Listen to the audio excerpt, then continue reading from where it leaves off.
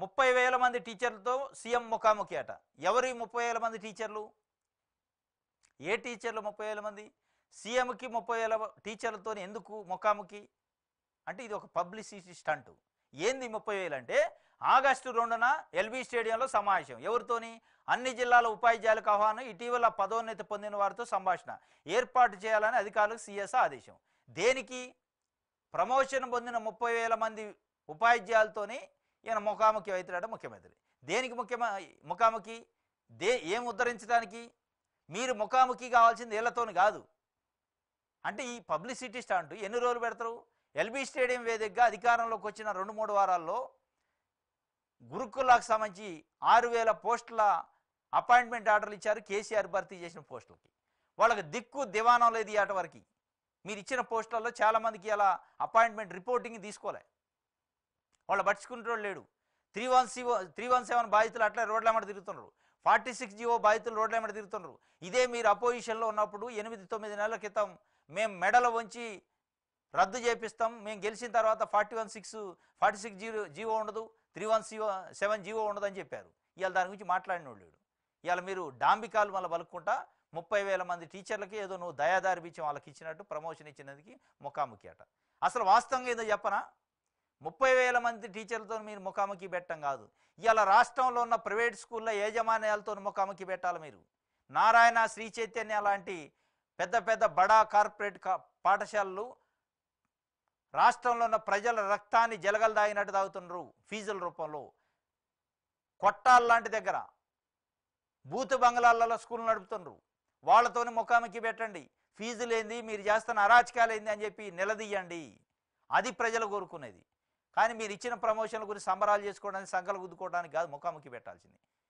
కొన్ని వేల పాఠశాలలో ఉన్న ఇవాళ కొన్ని లక్షల మంది పేరెంట్స్ రక్తాన్ని జలగలు దాగినట్టు తాగుతున్నారు ప్రైవేట్ స్కూల్ యాజమాన్యాలు.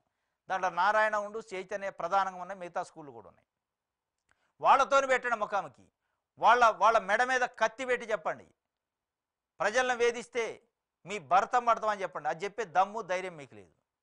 మీ పబ్లిసిటీ కోసం 30,000 మంది ఏదైతే ప్రమోషన్ పొందిన వాళ్ళు ముఖాముఖి పెడతారుగా, మీరు అడగండి రేపు. ఆ 30,000 మంది పేరెంట్స్ టీచర్లకు సంబంధించి పిల్లలు ఎక్కడ చదువుతున్నారు? మీరు చెబుతున్న అద్భుతమైన స్కూళ్ళు ప్రభుత్వ స్కూళ్ళు అంటున్నారు కదా, ఆ స్కూల్లోనే చదువుతున్నారా, ప్రైవేట్ స్కూళ్ళలో చదువుతున్నారా?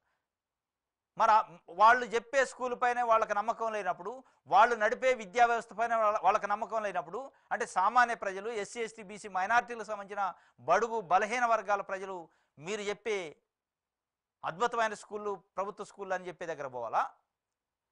అది మీరు సమావేశం పెట్టాల్సింది, ముఖాముఖి చేయాల్సింది. పెట్టండి. ఒకవైపు 30,000 మంది టీచర్లు, ఇంకొక వైపు ప్రైవేట్ స్కూల్ యాజమాన్యాలు పెట్టండి. ఈ 30,000 మంది టీచర్లకు సంబంధించిన పిల్లలు ఎక్కడ చదువుతున్నారు, వాళ్ళ కుటుంబ పిల్లలు ఎందుకు ప్రైవేట్ స్కూళ్ళల్లో చదువుతున్నారు, ప్రభుత్వ స్కూల్లో చదవట్లేదు, అంత దరిద్రంగా అంత దుర్భరంగా ఉన్నాయా అని చెప్పి వాళ్ళని అడగండి. మీరు ముఖాముఖి పెట్టినప్పుడు వాళ్ళు చెబుతారు.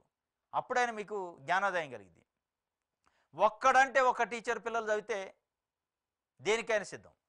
ఒక్కడంటే ఒక్క టీచర్ 30,000 మందిని మీరు పిలుచుకోండి, ఎల్బీ స్టేడియంలో ముఖాముఖి పెట్టండి, మీడియాని పిలవండి, ప్రతి టీచర్ని అడగండి మీ పిల్లలు ఎక్కడ చదువుతున్నారని. ఒక్క టీచర్ కూడా ఇగో మా పిల్లోడు మా పాప ప్రభుత్వ స్కూల్లోనే చదువుతుంది, ఫలానా ప్రభుత్వ స్కూల్ అని చెప్తే నా చెవు కోసుకుంటా.